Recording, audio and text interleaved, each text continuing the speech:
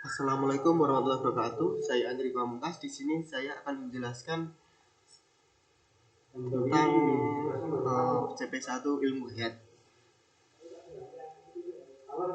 Pertama, jelaskan bagaimana fenomena perubahan kesuburan dan populasi yang terjadi secara global.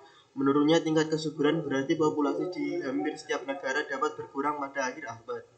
Populasi negara juga akan meluas secara dramatis dengan jumlah manula yang berusia 80 tahun akan sebanyak bayi yang baru lahir.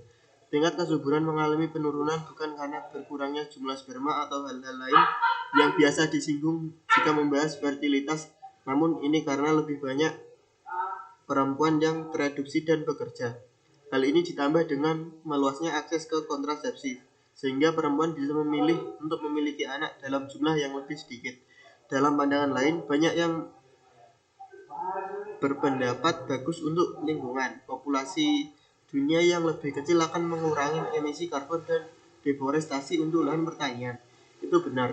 Namun kita akan memiliki struktur usia yang terbalik, atau lebih banyak orang tua ketimbang anak muda, dan semua konsekuensi negatif yang akan timbul dari struktur usia terbalik.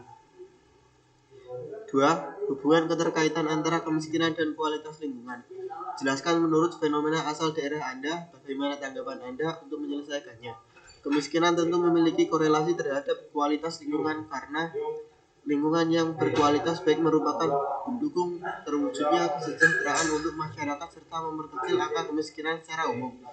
Kemiskinan adalah sejumlah orang yang tidak mampu memenuhi kebutuhan di dasar minimal untuk hidup layak. Di Kota Kulon Progo pada tahun 2020, angka kemiskinan di Kabupaten Kulon Progo mencapai 18,01% atau meningkat sebesar 0,62% dibanding tahun 2019 mencapai 17,39%. Persentase penduduk miskin di Kulon Progo mengalami peningkatan yang signifikan karena dipengaruhi oleh adanya pandemi COVID-19 yang menyebabkan terjadinya goncangan ekonomi secara massal.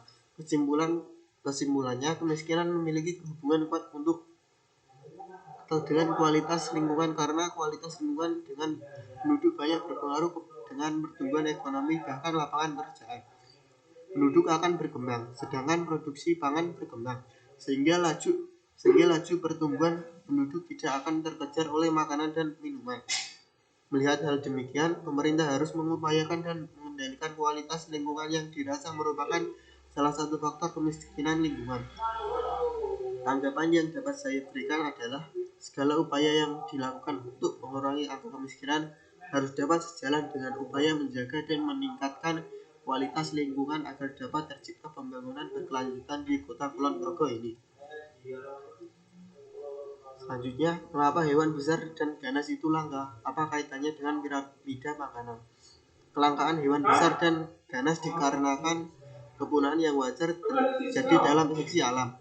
Secara alami hewan dapat punah karena bencana alam, sedangkan hewan punah akibat manusia karena dibunuh, penebangan liar, dan pemanasan global.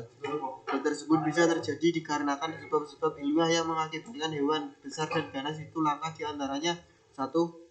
Bencana alam nasional geografik mencatat bahwa di zaman purba pernah terjadi ledakan besar akibat jatuhnya batuan asteroid yang menghantam bumi. Peristiwa tersebut berdampak sangat mematikan bagi sebagian besar kehidupan bumi. 2. Seleksi alam yang memang harus terjadi merupakan suatu proses penyaringan atau menyeleksi spesies-spesies yang memang harus tereliminasi seperti wabah penyakit hingga perubahan iklim.